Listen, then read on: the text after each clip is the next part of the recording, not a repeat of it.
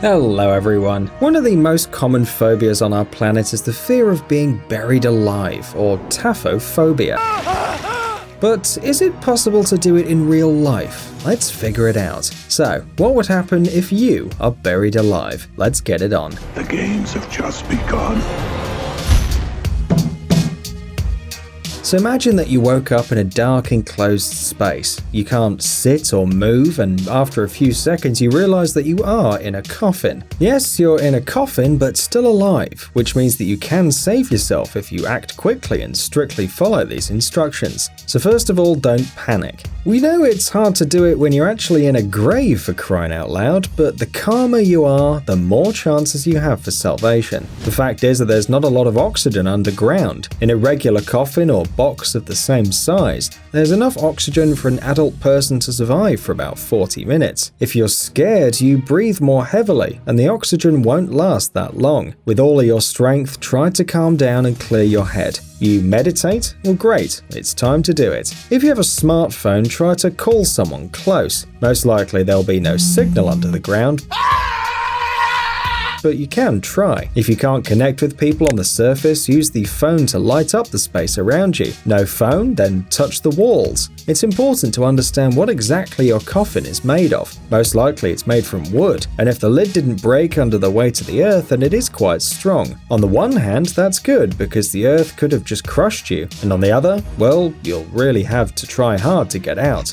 So do you have a lighter or a match in your pocket? Well, lighting a fire in a coffin's a pretty bad idea because an open flame will absorb your precious oxygen, so don't use them more than once, and only if it's absolutely necessary. Act quickly. The coffin was buried very recently and the ground above should still be soft, best if it turns out to be dry. Moisture and clay increase the pressure on the lid, and it would be much harder to get through it. Most likely there are about 2 meters of soil above you, which would enter the coffin once the lid is a little damaged. Therefore, it's necessary to think about protection in advance. Cross your arms over your chest and pull off your shirt, turning it inside out, but don't remove it completely. It is important that your head turns out to be in a kind of cloth bag, so tie up your shirt at the top. Don't think about the fact that it looks ridiculous though. Such a cloth bag will protect you from inhaling dust and increase your chances of survival. Black Mamba. Even if you are a trained fighter with great skills, it's very hard to hit hard enough to make a hole in the coffin when you're lying down. Use your feet and try to hit the lid in the middle. Once the soil begins to fill the coffin,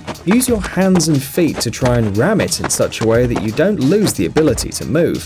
Fighting for your life in such conditions is a difficult task, almost impossible, but you still have a chance. Once there's enough soil in the coffer to tamper, try to push it with your feet and little by little lift the lid on the side of your head. It will require a lot of strength and incredible perseverance. If you're lucky and the depth of the grave is less than 2 meters, then after some heroic moves, your head should end up above the ground, which means that you'll get the long-awaited access to oxygen. Your body is still covered in dirt, but the worst is behind you. You can rest a little and then start pulling yourself from under the ground. Have you seen how worms wriggle? Well, move in the same way and don't dare give up. If possible, call for help and make as much noise as possible. Many people rescued from the graves were helped by random passers-by who dragged them to the surface. Well, if the coffin is more than 2 meters underground, then the chances of getting out are not great. The amount of land on the lid may be too much, and after moving part of it to the inside of the coffin, you'll hardly have enough space to move. In addition, it's necessary to take into account the weight of the soil. However, this doesn't mean that it's not worth trying. There is really nothing to lose, so why not take a chance? You must have noticed that we've talked about a 2-meter depth being good enough for you, but why exactly 2 meters and not 1.5 or, for example, 4? It's all about the standard that exists in every country, which in turn derived from a rather old tradition. It originated in 1655, when all of England was devastated by the bubonic plague. In these terrible years, people feared the spread of infection, and the mayor of London issued a special decree, according to which all the dead had to be buried at a depth of 2 meters. This was to help prevent the spread of the terrible disease. The times of the plague, though, have long since passed, but the standard has survived to this day. However, in the US, it can vary from state to state, and the difference is about 45 centimeters. Burying coffins closer to the surface is impossible. They can be dug by 2 curious wild animals funerals, but burying people deeper can cause problems too. For example, in New Orleans, there are many underwater currents. Moreover, there were cases when coffins buried too deep were kind of pushed out from the underground, although it happened many years after they were buried.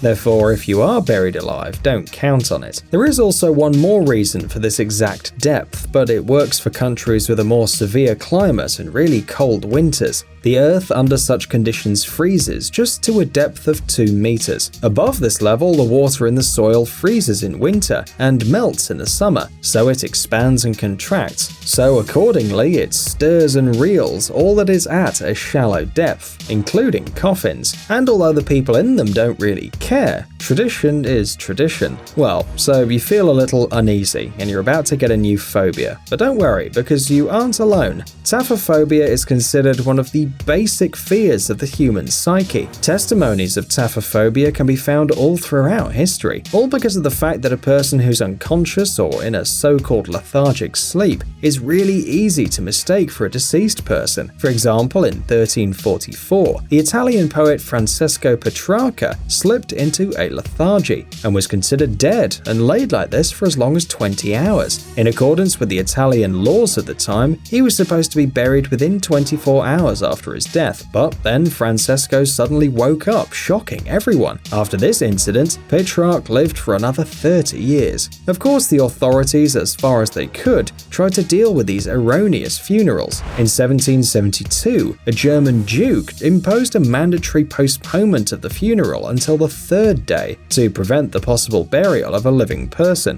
and soon this rule was adopted in other European countries. However, it was not always strictly followed. During mass epidemics, the victims of dangerous diseases were buried as soon as possible, fearing that the infection would spread further. Of course, with this approach, there was a chance to accidentally bury a person who was not dead. And by the middle of the 19th century, the fear of being buried alive became an officially recognized phobia. Sometimes this was really crazy. A rich inhabitant of Manchester, Hannah Beswick, thanks to her phobia, turned into a real legend. After her brother was buried alive by mistake, the woman began to fear it so much that she made a very strange testament. In 1758, Hannah Beswick died. However, she was not buried, but in accordance with her will, embalmed and kept without being buried for more than 100 years, and checked for signs of life from time to time. For several decades, the mummy of Hannah Beswick was even an exhibit at the Museum of the Manchester Natural History Society, and only in 1868, after deciding that the woman was irrevocably and unmistakably dead, her body was finally buried. To somehow calm the most sensitive people, these so-called safe coffins were invented. They allow people buried prematurely to give out a sign if they're alive, or even to save themselves. Most of these coffins were equipped with a small pipe that emerged on the surface and had a small bell on top. There was a rope or light chain connecting the bell and the leg or hand of the buried person through the pipe, so they would wake up in the coffin and call and somebody would save them.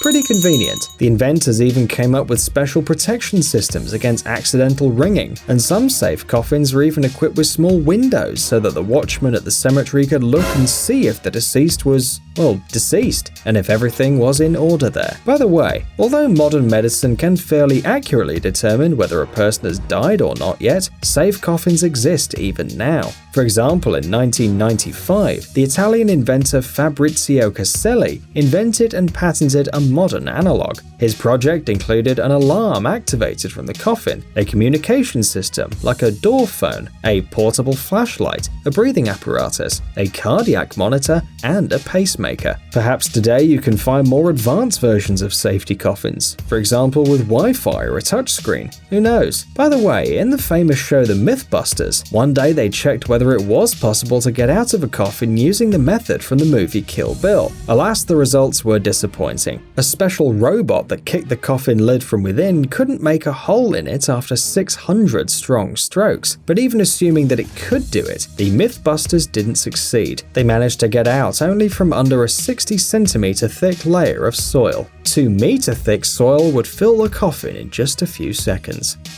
Psst, dude, are you looking for new technologies and great gadgets? Are your thoughts focused on the future? Do you love huge vehicles and can't imagine your life without robots around you? Then visit TechZone and you'll find all this and more. The link is in the description. You interested? Great.